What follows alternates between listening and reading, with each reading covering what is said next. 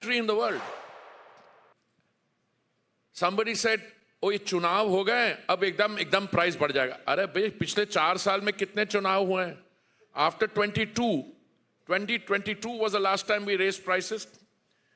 There has been the general election in 2024. There have been elections in state government. Look, it's not my case that prices will not go up. I'm saying the two are unrelated. What you said about, you made a reference to the last day and a half. Before I come to that, let me say that our management of the energy system, yes, when the Strait of Hormuz closed, I must tell you, as a student of history, one who has followed, I was a professional diplomat for 39 years, we always spoke in terms of the likelihood or possibility of the Strait of Hormuz closing down. But we are for the first time facing that reality. And 20% of global energy used to come from the Strait of Hormuz. We are 85% of our imports of crude. Some percentage, large percentage used to come from there. But more important, our LPG, the cylinder gas which you use in kitchens, about 60% used to come from the Strait of Hormuz. Now we had to make arrangements, and look and behold, I am amazed at what we were able to do.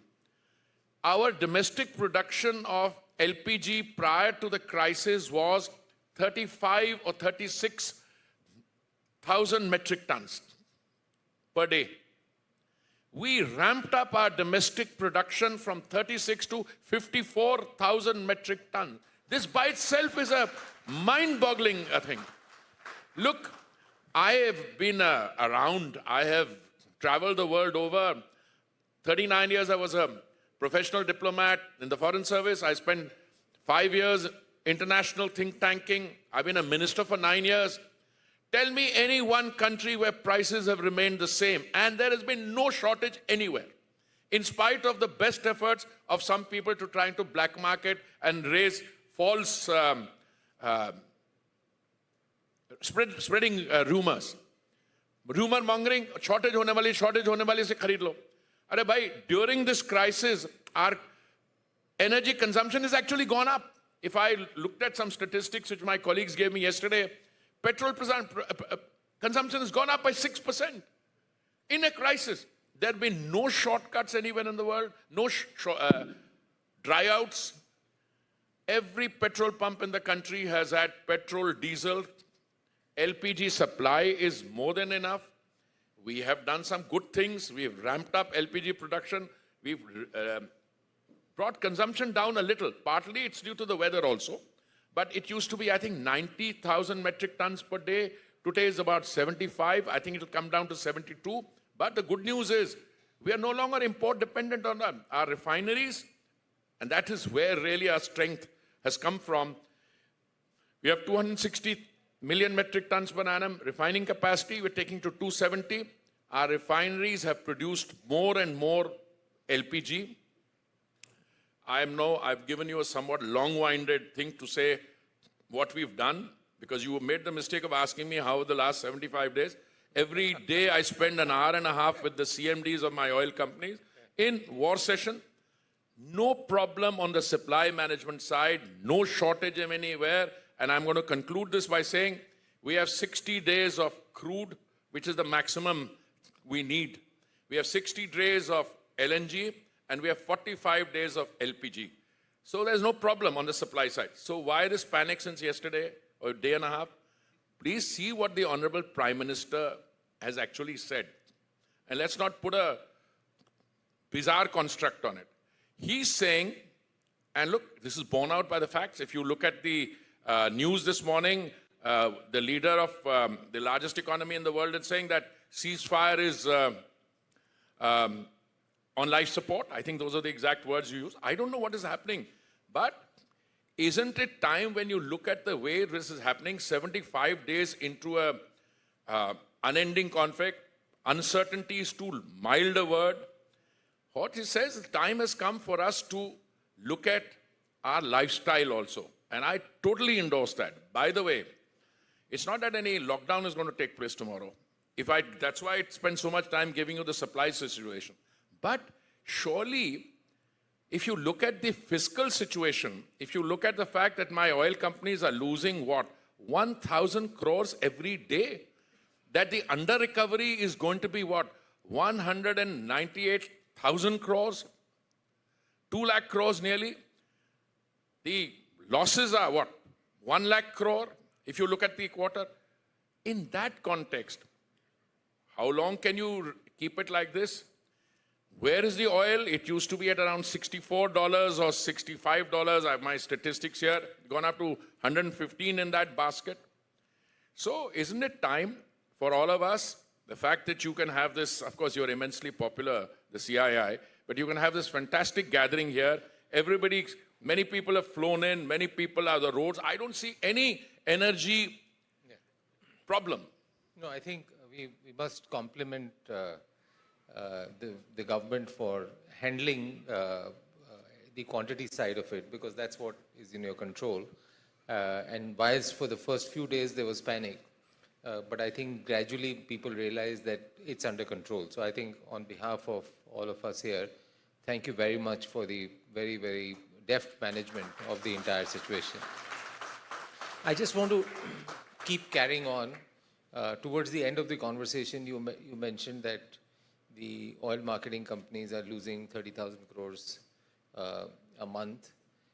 As they manufacture more LPG, they're obviously allocating their capacity towards LPG rather than to petrochemicals, which I'm presuming give a better yield as compared to producing LPG.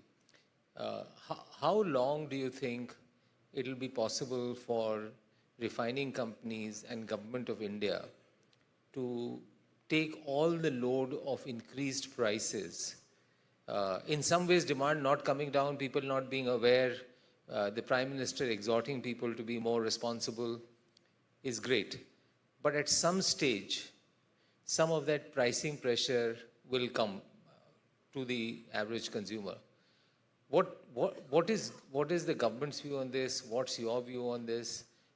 We were having a conversation before this on some of these issues. People had different views on the subject. So it'll be good to get your perspective on this.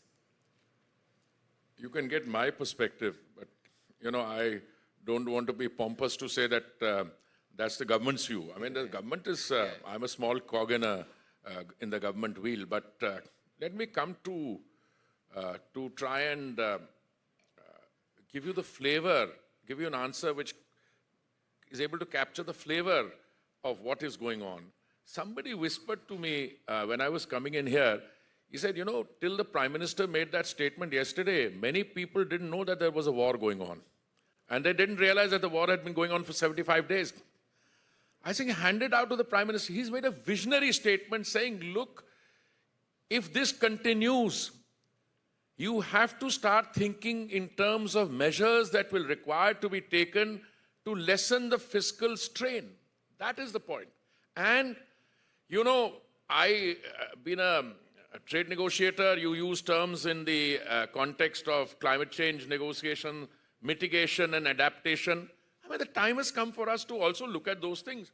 Some of the other things that said, they've been said by our leaders over decades. When I was young, then Prime Ministers who said, it stares you in the face. If, for instance, now, how long will the oil companies be able to take it? Frankly, that's something that worries me. I mean, there have been times when the oil companies have done exceptionally well till recently. But the rate at which we are going, this 1 quarter of losses may wipe out the entire profit after tax of last year, which was about $28 billion or something, if I remember figures correctly. It can be wiped out. Now, all right, you can say companies will make money, companies will lose money, but no, these are good corporate citizens. They're taking a loss in order for the consumer to be insulated. I wish I could say this for everyone in the game. I cannot. Now, coming back to your question, how long can this happen?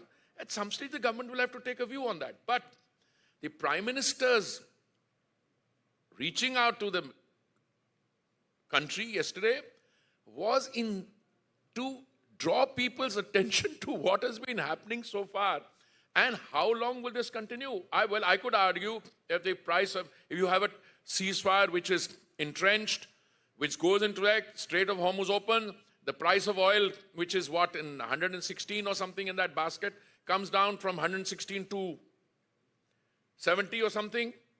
Well, you may not have to take any hard measures. But on the other hand, you know, you would be failing in the discharge of your obligations and responsibility if the overall magnitude of the issue, as I said, I tell you very frankly, I had this feeling, which somebody mentioned to me, you know, till yesterday, till the PM made the statement, people didn't know we were at war.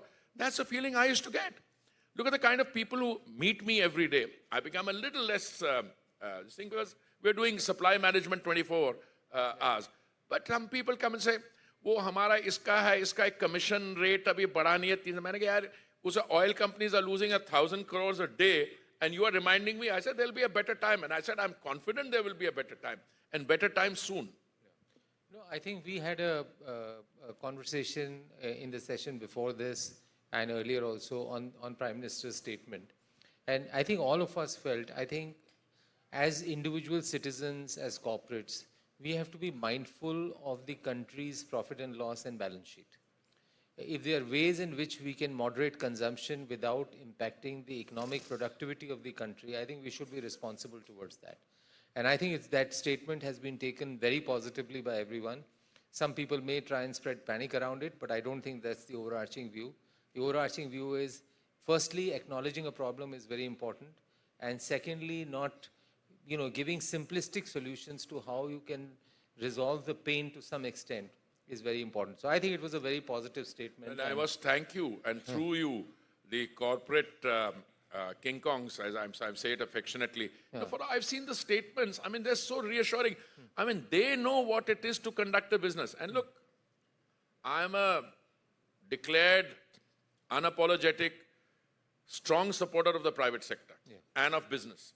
And I believe that when businesses realize that, you look, we had situations where one sector of the economy had to undergo some hardship. We drew down levels, you understand, of what LNG we could supply to them. But we've almost restored it to all the sectors. So there's no issue there. Coming back to the refineries, I don't think there's a problem. Making more LPG means perhaps making less other petchem.